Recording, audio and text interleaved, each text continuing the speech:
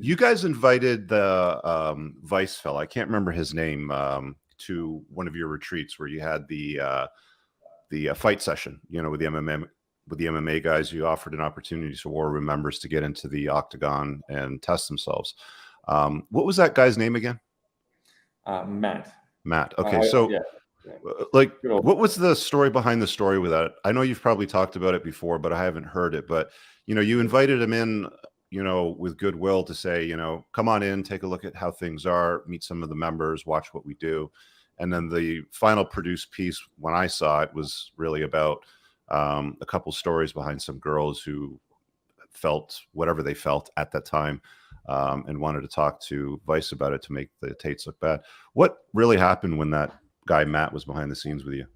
Okay, so first of all, he said he wanted to do a documentary on the War Room when it turns out it was just a hit piece on Tate. Now, Tristan and I rightly called that it was a hit piece. Andrew's logic was they're going to do it anyway. Let's at least let them see the reality. Now, Matt came in speaking about journalistic integrity, about the fact that he put forward an objective. Did you guys use videographers to film from your angle as well, too, while he was there with his guys? To a certain extent, but not for the final interview, which is a massive mistake. Because that final interview, my goodness, Tate absolutely destroyed him to the point where from the 3-hour interview, Vice could only use the last minute, which was me getting upset and walking out. Because that was when the true agenda came out. So Matt's exact words were, I'll be objective, I'll show both sides of the story. That event was incredibly positively transformational for everyone who went through. The guys who fought and the guys who didn't fight. There was a real buzz. You bring high quality men together, everyone examines their weaknesses, where they can improve in life, does something challenging. It's what men have done all throughout history, that rite of passage. We were talking about that before we launched. You have to test yourself. If you're going to learn combat skills, you must test yourself. Get in the ring, get punched in the face, see what happens. Exactly. And that's what it was all about in a very risk-managed way, very responsible, incredible event, absolutely incredible, super positive. They didn't show any of the positivity. Even Matt himself was enjoying it. The other guy, Jamie, said to me, this is he likes his boxing as well. He said, I see the good with what you're doing here. There was a lot of positivity. And there was a bunch of shots that a bunch of scenes that they shot that were really positive, men supporting each other. After Matt sparred with Tate, I went over and gave him some water and gave him a bit of a pep talk.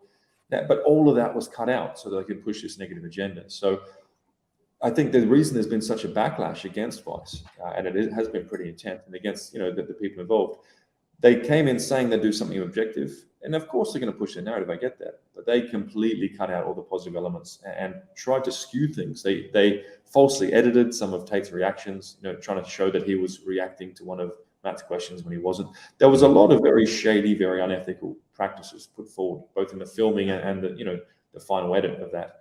And so, to me, it just goes to show that yes, Vice is trash. Yes, a lot of modern day journalism is just propaganda and certain types of people on the political spectrum pushing a certain agenda. So the whole thing was quite laughable, to be honest. The War Room remains an extremely positive group. That event was extremely positive, and everyone on the Vice team knows it and they saw it, even though their corporate masters made sure they put out just a blatant one-sided hit piece in the final documentary. Yeah, you do have to be very careful with the mainstream media. I learned that lesson in 2010 and 11 when they started asking for commentary on this bill that was passing legislation here that I was the lead lobbyist. I was working with the lead lobbyist on, and they brought in major TV shows into my office. We had to move all the furniture around. They do lighting, the makeup, all that kind of stuff, and they completely twisted the end product around. It's a bit of a shame because growing up, you look at the media and you respect it because there's an authority there that a camera is on with lighting and they're properly dressed and they look like they're righteous and all that, but they really aren't.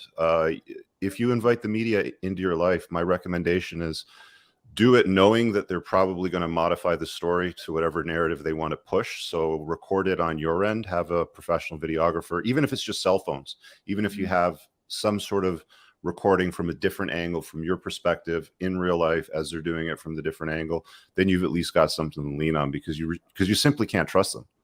And that's just the reality of the world today. That's what the media has become. Exactly. We saw what happened with Elon Musk the other day with that BBC reporter. Good, top E, as we call him. Yeah, good on him. No, it's been amazing. I mean, I always knew the media were biased. I've been media trained, when I was working in Australia in various capacities and in various corporate roles. And so my policy has always been just don't touch them, don't have anything to do with them. But again, to speak up for the Tates, I've gone public. But man, seeing firsthand what happens, with the journalists and with the media types in real life, and then seeing the final product that they push out, my goodness, these people are shameless. There's no such thing as journalistic integrity anymore. There's no such thing as professionalism in journalism. These guys are here to push a certain agenda, and they truly don't care about truth. It's wild to see. It's been a real eye-opener, even for me, as a guy who's seen a bit of the world, and I am naturally pretty skeptical about people and journalists and the like. Even I was shocked at how low down, unethical, scumbaggy their behavior has been around this whole Tate situation. Yeah, and the amount of influence that they still wield is shocking, to say the least. I have to believe it's dying. I mean, you have to be pretty high-level program sheep to actually think that the media is anything other than a propaganda machine driven to make you a certain type of easily malleable human. Yeah, well, when they deplatform you, that was the first step. When they deplatform you and they take you off the mainstream platforms to silence you, you don't prove the man wrong. You just prove that he has something to say that people now really want to hear, right? Plus, I think he got even more reach after they deplatformed him, because the strategy with the kids using the clips was just phenomenal. That was brilliant. That was just great, man. He never went away. He didn't look canceled to me either. That's it. And at the end of the day, all these people who are competing for attention of the youth or young men or anyone really, does their message improve your life? All these internet celebrities, I didn't know a lot of them existed, but through being in Tate's orbit, I've come across a lot of them.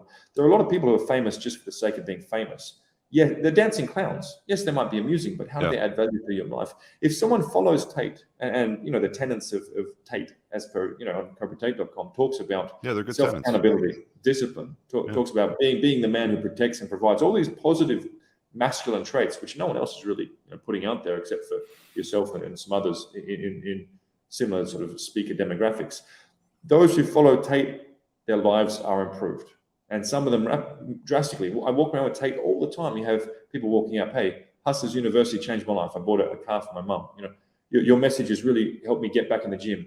Your message has made me want to have better relationships with my parents. If your message improves the lives of your followers, you're only going to get more and more famous. So all these people are surprised about the fact that Tate got famous quick. I'm not surprised at all. His message is transformationally positive for those who follow it. Of course he's going to get famous, and of course he's going to stay famous. You can't cancel a voice that significantly improves people's lives because they're hungry for more. It's simple market demand. I really hope you guys enjoyed that clip. If you want to watch the full-length podcast, you can find that over here, that clip's from. If you're newer to the channel, make sure you hit subscribe over here, and pin down below in the top comment, you'll find a bunch of useful links to my website, my supplement line, books, and a bunch of other stuff. Have an amazing day. Peace out.